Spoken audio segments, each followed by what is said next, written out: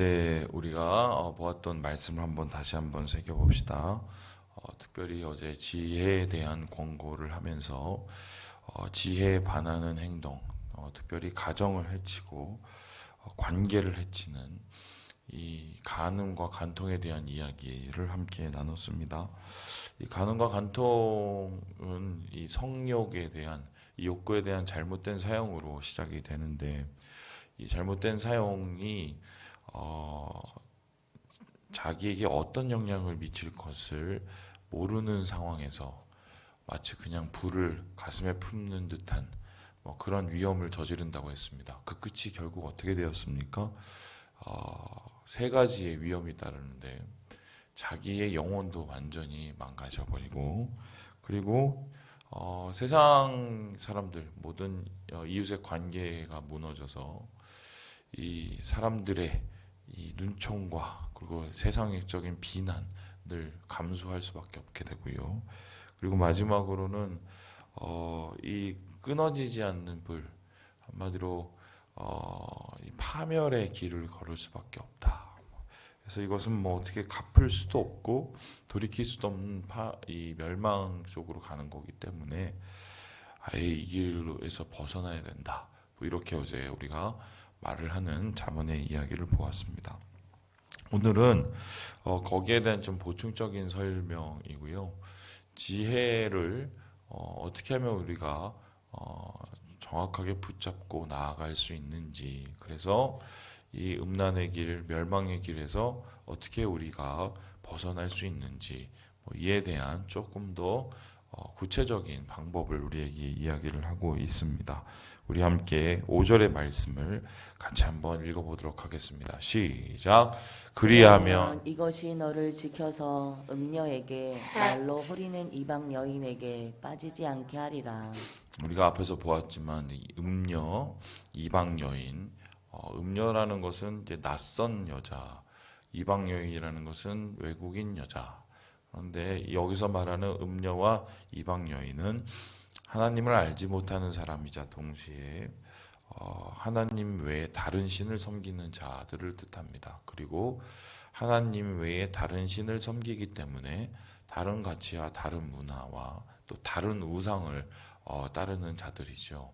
그래서 이들의 이 문화상, 한마디로 하나님의 사람들이 이 여인들에게 마음을 빼앗기게 되면은 단순히 그의 삶의 문제가 아니라 영혼의 문제로 번져서 돌이킬 수 없는 길을 가게 된다. 그래서 저희가 계속해서 보는 것처럼 이 음녀들의 유혹은 그냥 보이고 나타나는 정도의 수준이 아니라 말로 호리는다고 계속해서 강조하죠. 말로 호린다는 의미가 무엇입니까? 그 유혹이 단순히 보이는 색욕으로 끝나는 것이 아니라 우리의 인격적인 관계를 자극해서 우리를 인정해 주거나 우리를 위로해 주거나 때로는 우리의 마음속에 있는 부족함들을 끄집어내거나 이래서 우리의 마음을 빼앗아 버린다는 겁니다. 그래서 이러한 이 음녀와 이러한 이 지혜에 반하는 이 간음의 길을 걷지 않아야 우리의 삶이 살아나고 또 우리의 이 마음 가운데 하나님의 복이 임하게 되는데요.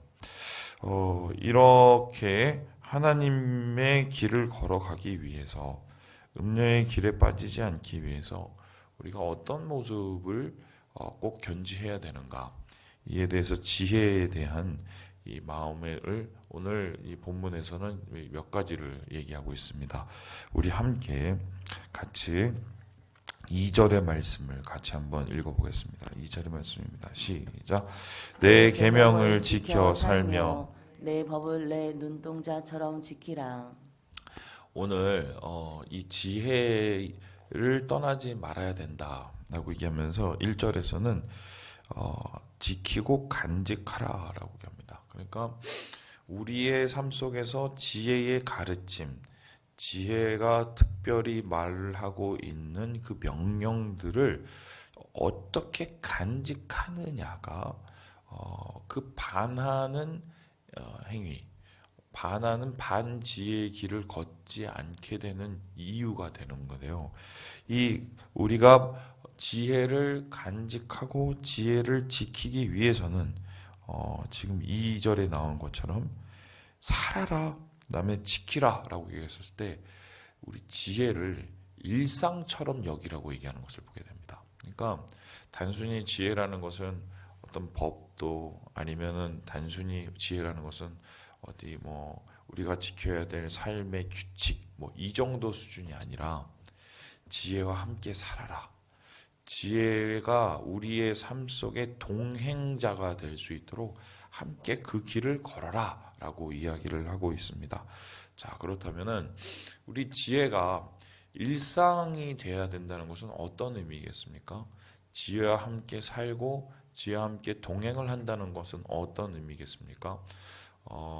지혜는 하나님이 원하시는 길이에요. 그럼 그 하나님이 원하시는 길, 하나님이 원하시는 삶, 하나님이 인도하시는 그 가르침을 우리가 따르기 위해서는 어떻게 해요? 시시때때로 모든 순간순간 모든 결정과 선택의 그 기로에서 하나님이 무엇을 원하는지 물어봐야 되겠죠. 그러니까 그냥 단순히 말씀을 이 포장된 잘 제본된 이 문자로 받아들이게 되면 이 말씀은 우리에게 별 힘을 얻게 되지 못합니다. 그런데 이 말씀 속에서 계속적으로 하나님이 내게 무엇을 원하시는가를 찾으려고 하고 뿐만 아니라 순간순간 하나님이 내 삶 속에서 어떤 것을 원하시는가를 찾으려고 했을 때 그러한 우리가 일상 속에서 하나님의 뜻을 구하는 그 태도를 통해서 우리가 지혜의 길을 걷고 반지혜의 길로부터 우리를 지켜낼 수 있다는 것입니다. 자, 그렇다면은 지혜를 일상으로 삼았던 지혜와 동행하였던 대표적인 사람이 누구겠습니까?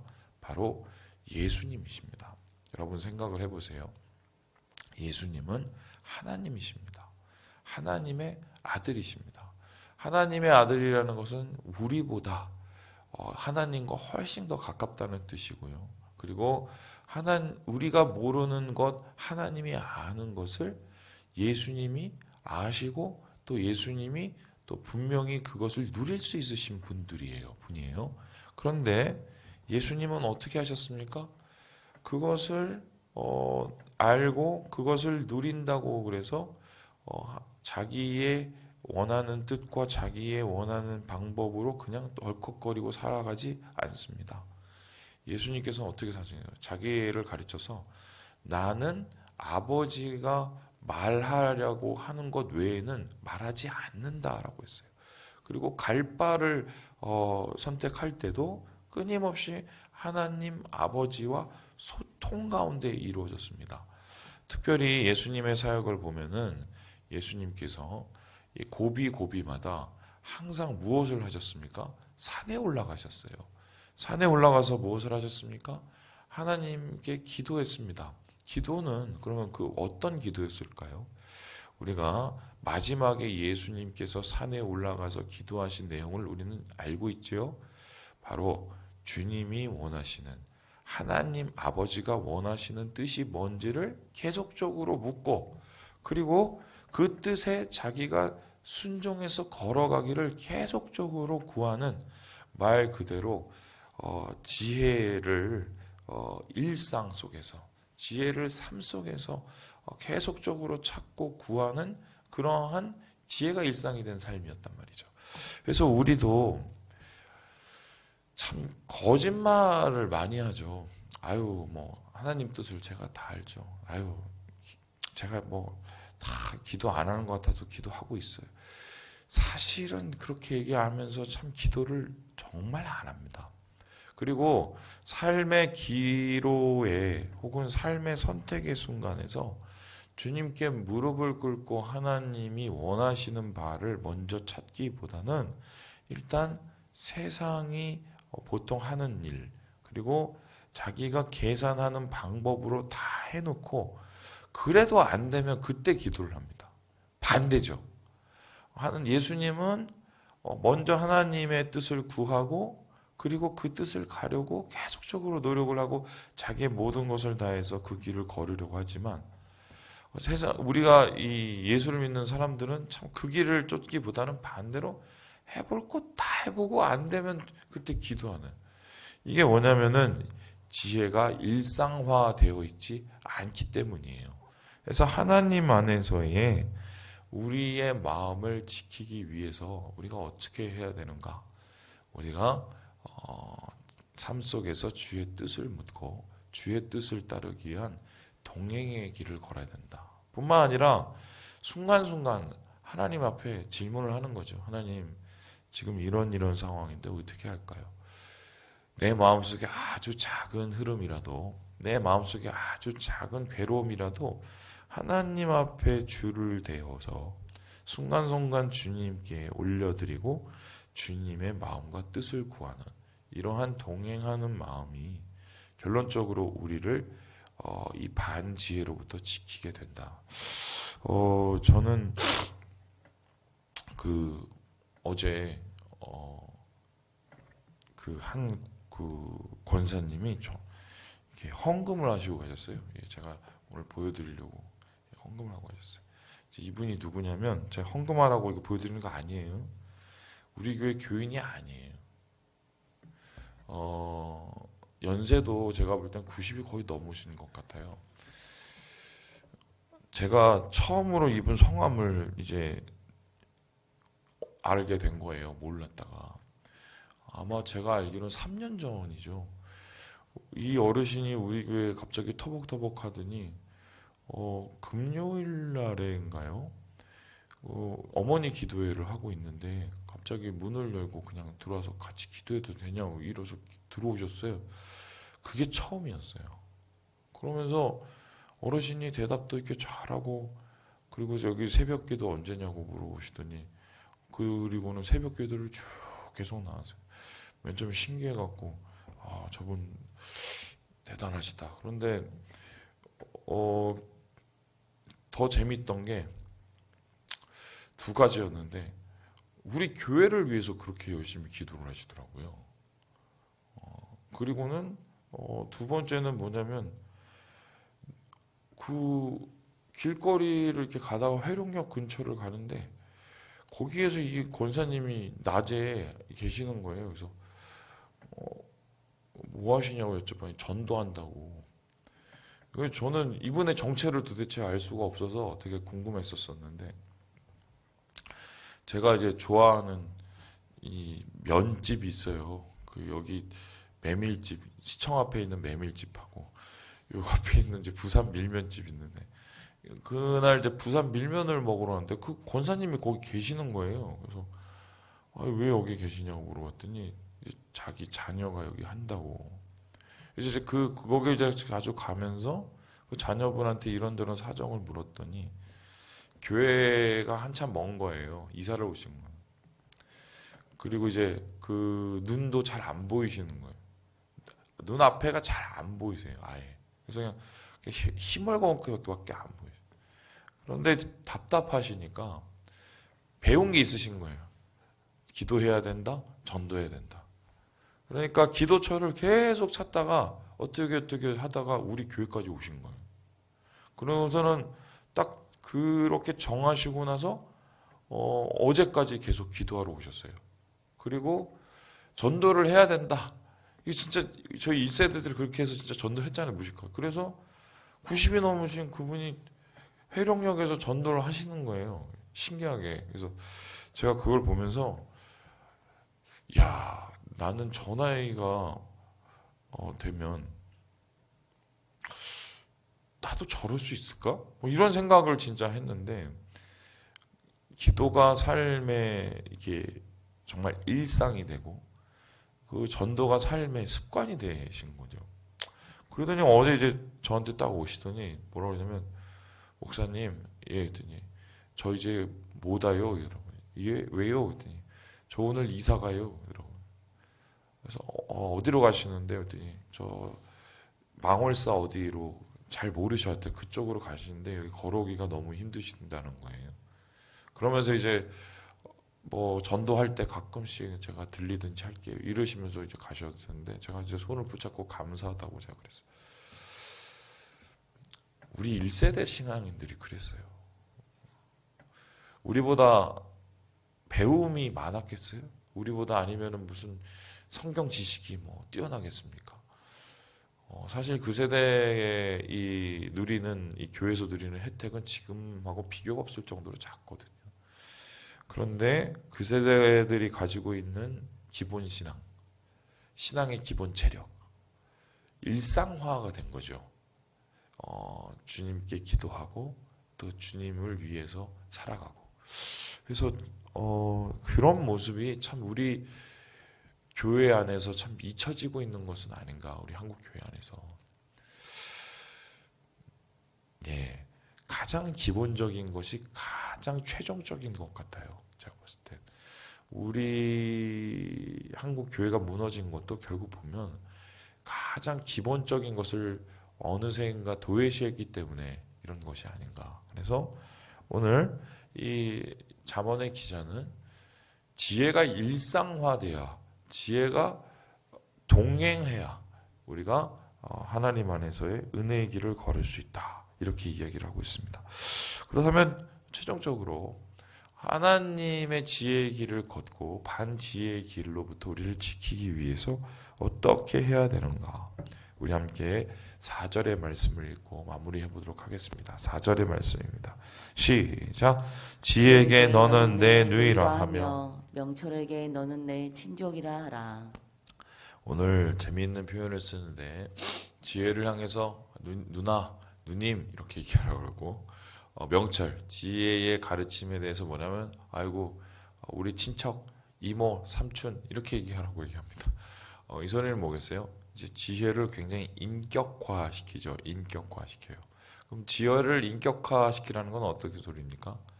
가까이 하라는 소리입니다. 가까이 하고 대화하고 지혜와 함께 걸어가는 그 길을 가라고 하는 것입니다. 특별히 성경에서는, 이 잠언에서는 지혜를 가리켜서 사람처럼 얘기하는 경우가 굉장히 많습니다. 이 대표적인 경우가 이 맨 마지막 잠언의 끝에 31장에 나오는 건데요. 그 31장에 보면은 지혜를 어떻게 비유하냐면 현숙한 여인의 비유를 합니다. 현숙한 여인이라고 했을 때 이 현숙한 여인은 하나님의 뜻을 따라 사는 여인인데요. 보통 이 현숙한 여인을 사람들이 읽으면서 그래, 이런 여자랑 결혼해야 돼, 이런 여자랑 내 아들을 결혼시켜야 돼, 이렇게 생각을 하지만 세상에 그런 여자는 없습니다. 뭐 수준이 어느 수준이냐면은 뭐 일할 거 다 일하고 애 돌볼 거 다 돌보고 남편 섬길 거 다 섬기고 그러면서 하나님 위해서 살아가고, 말 그대로 슈퍼우먼이. 그래서 이 학자들이 이 시편 잠언 31장을 이걸 도대체 여자냐 인간이냐 아니면은 저 기계냐 할 정도로, 근데 그것은 지혜를 인격화시킨 거예요. 그러한 지혜의 모습이 우리 모델이 있는 것처럼, 그러한 여인이 있는 것처럼 보면서 살아가면서 길을 따라가라는 소리죠. 그래서 우리가 지혜를 인격화한다는 것은 어떤 소리입니까? 삶의 모델로 삼고 그 삶의 모델로 그 길을 전철을 밟아서 우리가 걸어야 된다는 소리죠. 그렇습니다.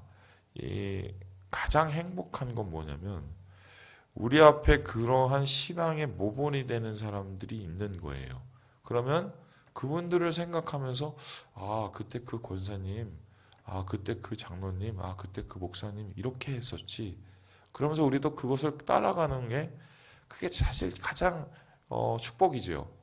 그런데 그렇게 따라갈 수 있는 여건이 되지 않고, 예를 들어서 신앙의 1세대 혹은 여러 가지 속에서 개척하는 그런 신앙을 살아야 되시는 분들은 어떻게 해야 되는가? 예수님의 모본을 삶아서, 그리고 신앙의 인물들의 모본을 삼아서, 그 모본을 삼아서 삶 속에서의 그 길로 우리가 걸어가게 되는 거죠.